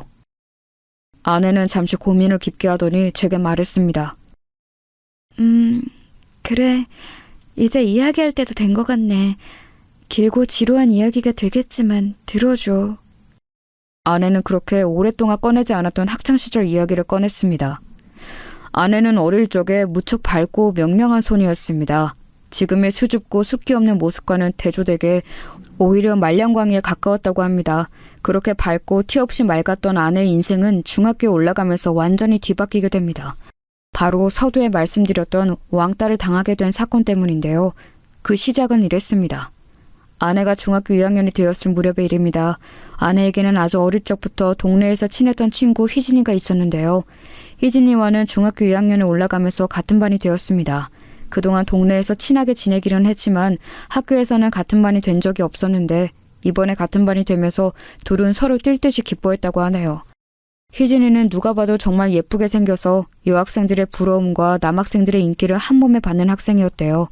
그런 희진이와 친했던 아내였기에 아내 옆에도 친구들이 북적북적했다고 합니다. 그러던 어느 날 희진이가 안 좋은 사건에 휘말리게 되었어요. 중학교 3학년 선배 중에 일진이었던 오빠가 이 희진이를 좋아하게 된 겁니다. 뭐 사람이 사람 좋아하는 일이야 흔히 있을 수 있는 일이지만 이 일진 오빠의 접근 방식이 상당히 불량했다고 합니다. 야, 박희진, 너 학교 끝나고 뭐하냐? 나랑 오토바이 타고 한강 놀러 갈래? 네? 저 끝나고 학원 가야 해요. 아, 나 얘 답답한 소리 하네. 학원은 무슨 학원이야. 그냥 땡땡이 치고 이 오빠랑 놀러 가자. 어? 안 돼요. 그만 돌아가 주세요. 아이씨, 너 죽고 싶어? 다시 한번 말한다. 끝나고 정문 앞으로 안 나오면 너 죽을 줄 알아. 희진이는 협박에 가까운 일진 오빠의 접근이 너무나 무서워서 그날 방과 후에 후문으로 도망갔다고 합니다. 다음 날이 되자 쉬는 시간에 그 일진 오빠는 다시 저희 반에 찾아와서 문을 쾅 열며 희진이를 협박했습니다. 야, 네가 나를 바람 맞춰? 너 진짜 죽고 싶어? 왜 이러세요? 싫다는데 왜 자꾸 그러시냐고요? 어쭈? 앙칼지게구네? 야, 너 한 번만 더 바람 맞추면. 야, 박성호, 너 뭐하냐 지금? 금방이라도 희진이를 한 대 칠 것 같은 일진 오빠를 제지하고 나선 것은 다름 아닌 같은 반의 민지연이었습니다. 너 지금 나 놔두고 바람 펴? 이 나쁜 새끼야? 아, 나 또 인연이 귀찮게 하네.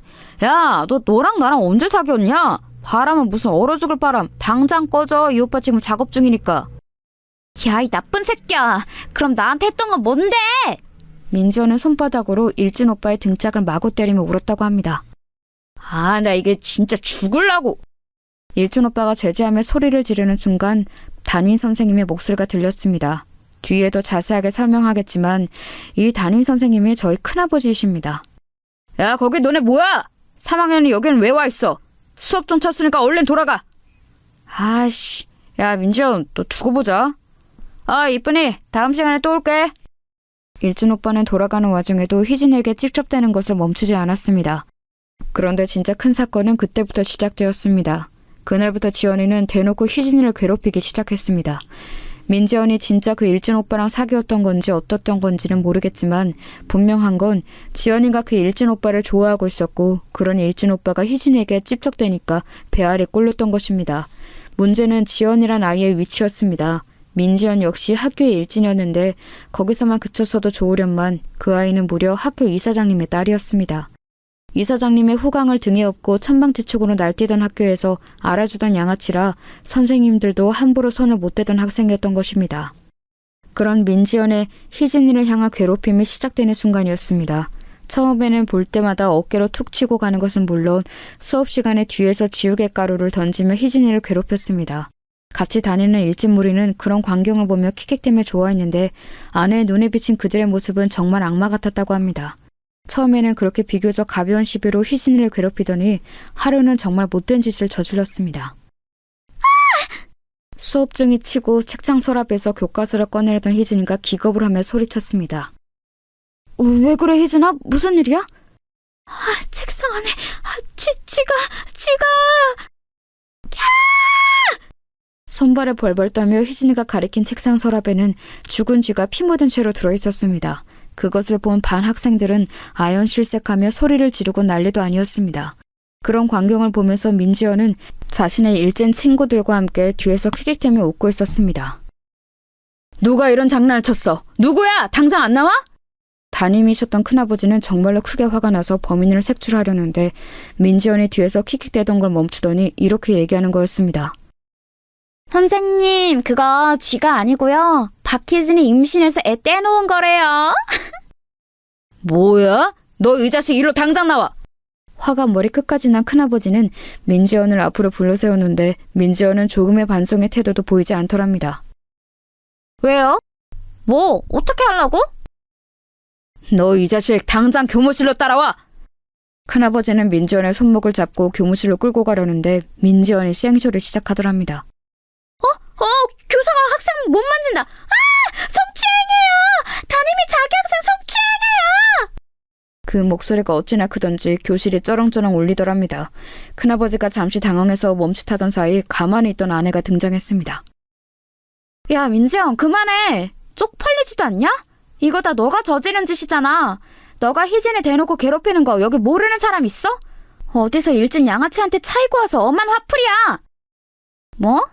넌 또 뭐야? 찌그레기 같은 게 죽고 싶어? 선생님, 그동안 민지연이 희진을 엄청 괴롭혔어요.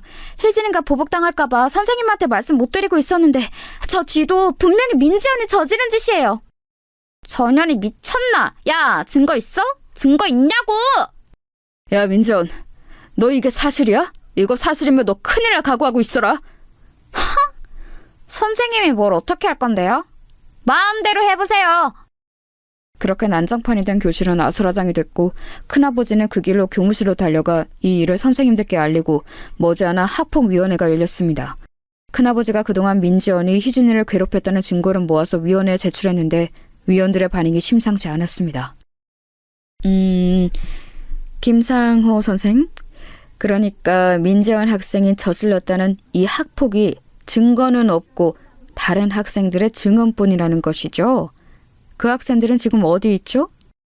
네, 증언을 해주기 위해서 지금 옆방에서 기다리고 있습니다. 애들아, 어서 들어. 응? 아니, 왜 미주 너밖에... 그랬습니다. 처음 충격적인 쥐사건을 마주한 가트만 학생들은 놀라는 마음에 처음에 큰아버지의 움직임에 동조를 해주었으나 학교 이사장의 딸이자 일진이라는 막강한 파워를 가진 민지연이 무서워 학폭위원회 당일이 되자 모두 꼬리를 내뺀 것이었습니다. 결국 남은 건 희진이의 절친인 아내뿐이었지요. 한 명뿐인 건가요? 이러면 곤란한데... 그리고 죽은 쥐를 희진 학생의 책상에 지연 학생이 넣었다는 증거나 증인이 있나요? 아니요. 하지만 정황상 지연 학생이 그랬다는 게 확실합니다. 김상호 선생, 지금 무슨 큰일 날 소리 하는 거예요? 정황만 가지고 억울한 학생에게 그런 끔찍한 누명을 더 씌우는 게요? 오히려 무고죄로 김 선생이 징계를 받아야 마땅하겠구만. 네? 아니 그게 무슨... 자... 본위원회는 최종 심의 결과를 발표하겠습니다. 민지연 학생에게 씌워진 학교 폭력에 관한 모든 혐의는 증거 불충분으로 혐의가 없는 것으로 밝혀졌습니다. 이어서 이 자리에 계신 위원들 대부분이 징계위원들이시기 때문에 바로 징계위원회를 열도록 하겠습니다. 네? 그게 무슨 말씀이세요? 누구를 징계한다는 거죠? 징계위원회에서 김상호 선생에 대한 심의 결과를 발표하겠습니다. 무고한 민지연 학생을 모함한 담임 김상호 선생을 3개월 감봉 조치에 처한다. 위원장님, 그게 무슨 말씀이십니까? 위원장님! 의문이 가득한 학폭위원회는 그렇게 큰아버지만 억울하게 끝이 났습니다. 위원회가 끝나고 다들 자리를 나서는데 민지연이 큰아버지만 들리게 이렇게 얘기했다고 합니다. 끝내 아저씨. 또 나한테 덤벼봐. 그 다음엔 감봉으로 안 끝날 테니까. 큰아버지는 이를 뿌득뿌득 갈면서 민지연을 노려봤지만 그 자리에서 할 수 있는 것이 아무것도 없었습니다. 이 결과에 가장 큰 충격을 받은 것은 아마도 피해자인 희진이었을 겁니다. 희진이는 큰 충격을 받고 멀리 부산에 사는 큰 이모댁으로 전학을 갔습니다. 희진이가 받았을 충격이 서울과 부산의 거리감만큼 크게 전해지는 순간이었습니다. 아내는 희진이와 눈물의 마지막 이별을 해야 했습니다. 희진아, 미안해. 내 증언만으로는 사건이 밝혀지지 않았나 봐. 정말 미안해. 아니야, 미주야. 너는 할 만큼 했어. 도와줘서 고마워. 마음 같아선 너도 데리고 전학 가고 싶은데 그럴 수 없는 거지? 나는 엄마 아빠가 정말 어렵게 이 학교 입학시켜주었잖아. 그런 엄마 아빠 기대를 저버릴 수는 없어. 아쉽다, 미주야. 우리 꼭 계속 연락하자. 알았지? 그랬습니다. 아내도 이 썩은 학교에서 탈출하고 싶었지만 힘든 형편에 부모님이 어렵게 보내주신 사립학교라서 차마 그럴 수가 없는 상황이었던 것입니다. 문제는 그 다음부터 진짜 커지게 되었습니다. 자신들을 괴롭히던 희진이가 전학을 가버리자 새로운 놀잇감이 필요했던 민지연 무리는 그 화살을 아내에게 쏘기 시작했다고 합니다. 아이, 정혜용사. 친구 잃어버리고 혼자서 학교 다니니까 기분이 어때? 이제부터 너는 지옥을 맛보게 될 거야. 그 이후부터는 문자 그대로 아내에게 지옥이 펼쳐졌다고 합니다. 희진이가 당했던 죽은지 사건은 귀여운 정도에 불과했습니다. 민지연 무리는 할 수 있는 모든 방법을 동원해서 아내를 괴롭혔다고 합니다. 어느 날 학교에 등교했는데 책상이 온통 칼로 난도질 되어 있고 빨간 글씨로 온갖 저주의 말들이 써 있었습니다. 걸레 임미주 임신 4개월, 임미주 아빠 5명. 차마 입에 담기도 어려운 말들이 더 있는데 그것까지는 너무 망측해서 이 정도까지만 적습니다. 그런가 하면 이런 일도 있었습니다. 체육 시간이 되어 체육복을 갈아입었는데 운동장에 나가서 두 줄로 뛰고 있으니 갑자기 뒤에 학생이 놀라서 소리치더랍니다. 미주야, 너 바지! 어머나, 이게 뭐야? 아내의 체육복 바지가 날카로운 면도칼로 베어져 있어서 달리기를 하는 순간 벌어져서 속옷이 훤히 드러나게 되었던 것입니다. 처음 입을 때는 몰랐는데 달리면서 점점 벌어지도록 누가 선을 쏘놓았던 것입니다. 그게 누구겠어요? 당연히 저 악마 같은 민지연이었겠죠. 아내는 지금도 그 순간만 생각하면 창피해서 얼굴이 후끈 달아오른다고 했습니다. 어떤 날은 화장실에서 볼일을 보고 있으면 갑자기 위에서 물벼락이 쏟아지기도 했다고 합니다. 놀라서 밖으로 나가보면 낄낄거리며 도망가는 민지연의 무리의 뒷모습이 보였다고 했습니다. 이외에도 민지연은 입에 담지도 못할 잔인하고 망측한 일들로 아내를 괴롭혔는데 아직까지 정신이 온전히 붙어있는 것이 대단하다고 여겨질 정도였습니다. 참다 못한 아내는 이번에는 모든 증거를 모아 큰아버지에게 제출을 했고 큰아버지는 다시 용기를 내어 다시 학폭위원회를 신청했습니다. 그렇게 열린 학폭위원회 날. 김상호 선생, 또 같은 선생의 같은 학생. 이번에는 피해자만 바뀌었네요. 네, 위원장님. 이번에는 증거가 명백하게 있습니다. 피해자라고 주장하는 임미주 학생은 평소부터 민지연 학생과 사이가 좋지 않았고 또 저번 학폭위원회에서 피해자라고 주장했던 박희진 양과 절친한 사이이지요? 네? 그건 맞습니다만 그 얘기는 갑자기 왜... 그러면 임미주 학생이 원한 관계에 의해서 민지연 학생을 모함할 수도 있다는 생각은 안 해보셨나요? 그럴 리가 없습니다. 제가 아는 임미주 학생은 절대 그럴 학생이 아니에요. 여기 증거가 이렇게 명백하지 않습니까? 이런 증거야 원한을 가진 사람이라면 누구라도 조작할 수 있는 거 아니겠습니까? 그게 무슨 말도 안 되는 소리입니까, 위원장님? 그렇다면 임미주 학생이 이 증거를 조작했다는 증거를 대보세요. 정황상 그렇다는 거죠. 정황상. 우리 김상호 선생이 그렇게 좋아하는 정황 말이에요. 위원장님! 자, 판결을 내리겠습니다. 민지연 학생이 임미주 학생을 주도적으로 따돌리고 괴롭혔다는 증거가 명확치 않으므로 민지연 학생에 대한 학교폭력 혐의는 혐의 없음으로 결론 내린다. 자, 그럼 역시 이번에도 바로 징계위원회를 열어볼까요? 또 시작입니까, 위원장님? 민지연 학생을 재차 무고한 김상호 선생에게 3개월 무국정지 처분을 내린다. 위원장님, 정말 너무한 건 아니니까! 분노에 가득 찬 큰아버지의 외침 뒤로 악마 같은 민지연의 조롱만 다시 돌아올 뿐이었습니다. 꼰대 아저씨, 아무리 애써보라니까. 마지막에 누가 없나? 도저히 이길 수 없는 싸움이었습니다. 명확한 증거를 댄다 해도 이사장이 끈앞풀이었던 학폭위원회와 징계위원회는 눈 하나 깜짝하지 않았습니다. 큰아버지는 결국 눈물을 흘리며 아내에게 말했습니다. 배주야, 미안하다. 정말 미안해. 이 선생님이 힘이 없어서 너에게 이런 몹쓸 일을 겪게 하는구나. 아니에요, 선생님. 선생님 잘못 아니에요. 울지 마세요. 미주야, 선생님 징계받고 돌아올 때까지 꿋꿋이 잘 버텨야 한다. 다음에 올 때는 꼭 선생님이 그 못된 녀석들 벌받게 해줄게. 감사해요, 선생님. 그렇게 큰아버지의 징계 기간 동안 아내를 향한 민지연의 괴롭힘은 더욱 거세졌습니다. 당연히 이사장인 아버지를 등에 업은 민지연을 제지할 수 있는 사람은 아무도 없었습니다. 그렇게 큰아버지의 징계 3개월이 지난 어느 날 아내는 그날도 죽을 결심을 수도 없이 고쳐가며 힘겹게 등교를 한 날이었습니다.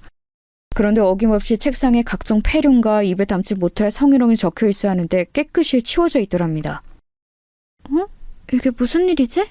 그리고 하루는 체육 시간이 끝나고 돌아왔는데 이번에는 책상이랑 가방에서 민지연 무리가 버려놓은 쓰레기며 피 묻은 생리대며 각종 더러운 것들이 나와야 하는데 가방 안이 깨끗하더랍니다. 그 일은 그 다음 날도 또 그 다음 날도 계속되었습니다.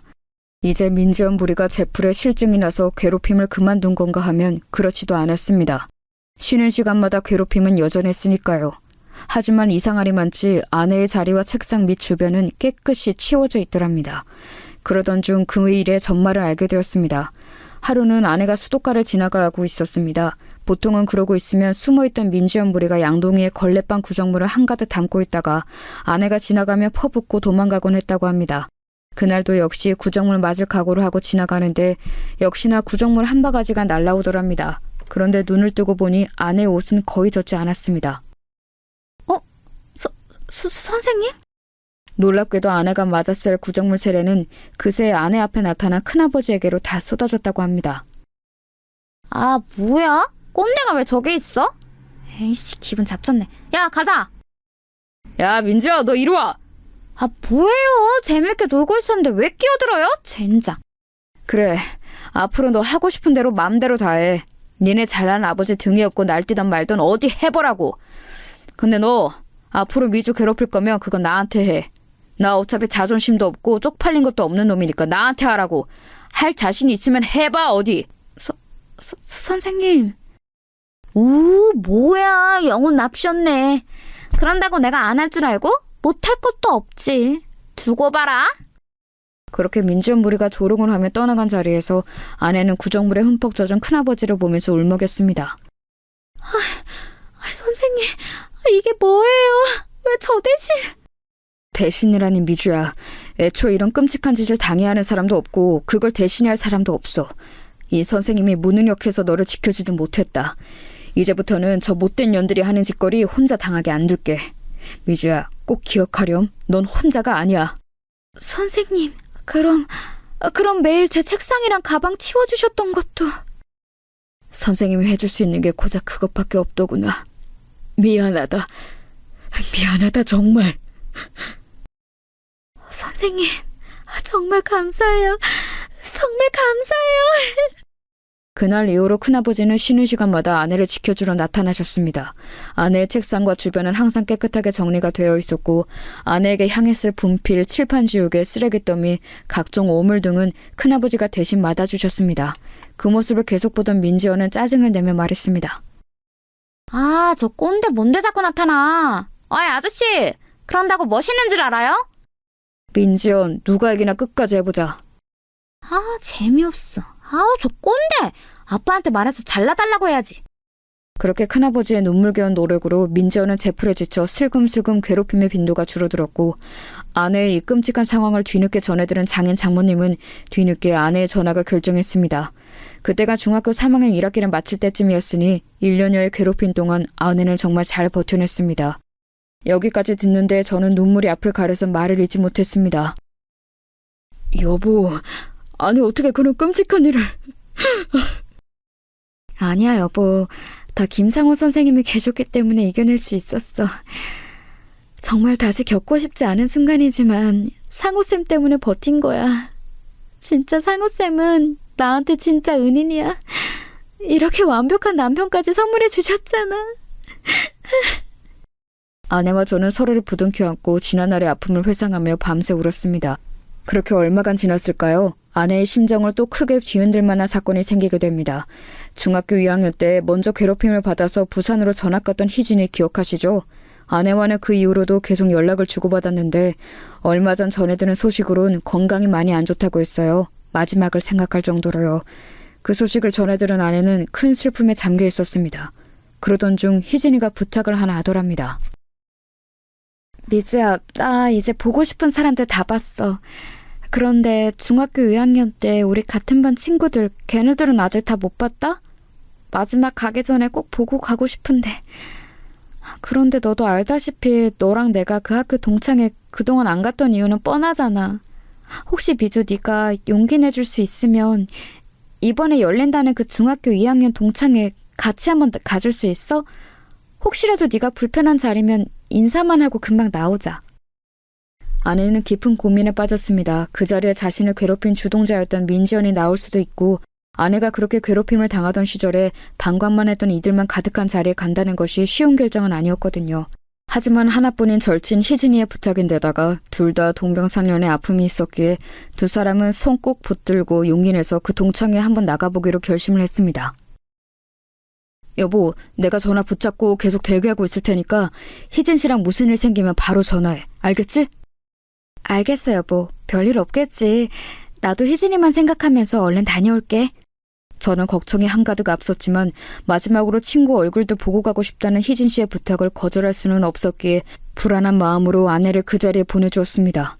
몇 시간쯤 지났을까요? 아내의 전화로 희진 씨가 전화를 했습니다. 형부, 지금 미주가 많이 취했어요. 혹시 데리러 와줄 수 있어요? 네? 미주가 술을요? 아니, 술 한 잔도 못하는 사람인데. 알겠어요. 얼른 갈게요. 저는 술을 한 잔도 못하는 아내가 취했다는 소식을 듣고 걱정이 돼서 그 동창회 자리로 불이 나게 달려갔습니다. 제가 찾아갔을 때는 아내는 이미 몸을 못 가눌 정도로 만취가 되어 있었습니다. 그리고 그 자리에는 아내와 희진 씨를 그렇게 괴롭혔던 악마 민지연도 있었습니다. 술에 잔뜩 취해 인사불성이 된 아내는 혀 꼬이는 발음으로 민지연에게 계속 말을 걸었습니다. 야, 민지연 왜 그랬냐? 너 우리한테 왜 그랬어? 너 때문에 우리 불쌍한 희진이 병들었잖아. 너 때문에. 안녕하세요. 저는 이 사람 남편 되는 사람입니다. 이게 다 무슨 일이죠? 희진 씨와 주변 동창들의 얘기를 들어보니 아내가 더 짠해졌습니다. 아내는 동창회 자리에 희진 씨와 독착한 이후 얼마 안 있어 민지연이 도착했는데 그 순간 손이 덜덜 떨리고 이 자리에 괜히 왔다는 생각이 들더랍니다. 그런데 민지연은 자기가 20여 년 전 저질렀던 만행은 아랑곳하지도 않고 심지어 아내와 희진 씨를 제대로 기억도 못하더랍니다. 지금은 어디 대기업가의 사모님이 되어서 편하게 지낸다고 하던데 아마 이미지 관리 때문에 더 모른 척 했을 수도 있었을 것 같아요. 그런 민지연의 모습에 화가 난 아내는 주구장창 술을 들이켰고 만취가 된 상태로 계속 민지연에게 비난을 했던 것입니다. 기업가 사모님으로서 이미지 관리를 해야 했던 민지연은 계속 언짢은 표정이었습니다. 아, 이쪽이 민지연 씨? 아내 통해 얘기는 많이 들었습니다. 반갑습니다. 저는 속으로 분노가 가득했지만 아무렇지 않은 척 악수로 청했습니다. 아, 네, 반가워요. 아내분이 많이 취한 것 같으니까 얼른 데려가시죠. 네, 그렇게 하죠. 그럼 또 뵙겠습니다. 또 뵐 일이 있을까요? 그럼 들어가세요. 아내를 통해 전해들은 특유의 업신여기는 태도로 저를 대하던 민지연은 제가 아내를 부축해서 문 밖을 나서려는데 일부러 들으라는 듯 말했습니다. 아, 어디서 남편도 꼭 지 같은 찌질한 놈을 만났네. 오랜만에 기분 좋게 동창회 왔다가 똥 밟았지 뭐야? 저는 그 말을 듣는데 더 이상 이성의 끈을 붙잡고 있을 수 없었습니다. 희진 씨, 차에서 미주랑 잠깐만 기다리실래요? 금방 다시 올게요. 네? 네, 그렇게 하세요. 저는 차에다 안전하게 아내와 희진 씨를 데려다 놓고 다시 민지연에게 다가갔습니다. 아, 아직 정식으로 명함을 못 드렸네요. 여기 제 명함. 아직 안 가셨네요. 어디 뭐 하시는 분인지 좀 볼까? 응? 반갑습니다. 대검찰청 중앙수사부 김준석 검사입니다. 제가 또 뵙자고 했죠? 적어도 아버지 일로 한 번 이상은 더 뵙게 될 것 같은데요. 아니 이게 무슨... 네, 아버지 민현찬 이사장님의 비리 수사를 담당하고 있는 검사입니다. 아버지 통해서 제 이름은 들어보셨죠? 들어보니까 아버지가 신나게 해드셨더라고요. 그리고 따님 명의로도 많이 해드셨던데 따님도 그 책임을 피할 수는 없겠죠? 네? 아니 잠깐만요 검사님. 저를 향해 하대하던 태도는 온데간데 없고 민지연은 갑자기 대뜸 제게 무릎을 꿇었습니다. 검사님, 그러면 우리 아버지 사건 담당 검사님이 동시에 임미조 남편이시라고요? 이거 잘못했습니다, 검사님. 제가 다 잘못했어요. 제발 아버지 일만은 좋게 넘어가 주세요.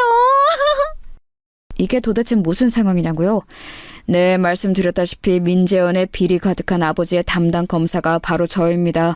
아내의 과거 얘기를 듣던 중 아내가 다녔던 중학교의 이사회가 무언가 심상치 않아서 그 이후로 직업병이 발동을 해서 조사를 좀 해보았습니다. 그도 그럴 것이 제가 대학생 때쯤이었던가요? 큰아버지가 갑자기 학교를 그만두신다고 해서 조금 의아했던 기억도 나는데 그 기억까지 퍼즐이 한 번에 맞춰지더군요. 이 학교는 뭔가 심상치 않다는 생각에 바로 조사에 착수를 했고 아니나 다를까 이사장의 비리가 화수분처럼 터져나왔습니다. 이미 압수수색은 진행된 상태였습니다. 자기 집에 그런 큰일이 터졌는데도 뻔뻔하게 동창회에 나와서 거들먹거리고 있던 민지연의 모습이 얼마나 한심해 보였는지요. 그러다가 제가 담당 검사라고 하니까 바로 꼬리 내리고 무릎을 꿇는데 이렇게 쉽게 굴복할 거였으면 그 시절 내 아내는 왜 그렇게 괴롭혔냐고 묻고 싶었습니다. 머지않아 그쪽한테도 담당자가 갈 겁니다. 부디 성실히 조사에 임해주세요. 검사님, 검사님! 저는 애처롭게 비는 민지연을 뒤로 하고 술에 취한 아내와 희진 씨를 무사히 데리고 돌아왔습니다. 그 뒤로 민지연과 그의 아버지는 비리에 깊게 관여한 혐의로 법정 구속이 되었습니다. 아마 부녀가 둘 다 중형을 피하기는 어려울 것으로 보입니다. 이렇게 오랜 세월이 지난 뒤에야 아내의 복수는 완성이 되었습니다. 뒤늦게 소식을 전해 들은 아내는 눈물을 흘렸습니다. 결국에 모든 게 제자리로 돌아가는구나. 고마워, 여보. 고마워. 자, 여러분 어떻게 들으셨나요? 평생 가슴에 상처를 안고 살아온 아내의 복수극에 함께 통쾌하신가요? 저도 할 수만 있다면 이번 사건으로 아내의 가슴에 쌓인 모든 상처가 다 씻겨져 내려갔으면 좋겠습니다. 이 천사 같은 사람이 이겨냈을 그 무수한 세월을 생각하면 가슴이 한없이 먹먹해지거든요. 게다가 이런 일들이 지금도 계속해서 벌어지고 있다는 점이 정말 슬플 뿐입니다. 오죽하면 더 글로리라는 드라마가 이렇게까지 흥행을 했겠어요. 그 드라마의 각본이 잘 쓰여진 덕분도 있겠지만 많은 이들이 개탄하고 공감할 만한 주제인 영향도 크다고 생각합니다. 그리고 제 아내는 그 드라마의 주인공 못지않게 정말 잘 이겨낸 사람이란 걸 믿어 의심치 않습니다. 부디 학교폭력과 왕따 문제가 대한민국에서, 아니 이 인류에서 영원히 뿌리 뽑히기만을 간절히 기도해봅니다. 제가 준비한 사연은 여기까지입니다. 모두 아내에게 남편에게 사랑한다는 말 한마디씩 더 건네는 하루 되시길 바랍니다.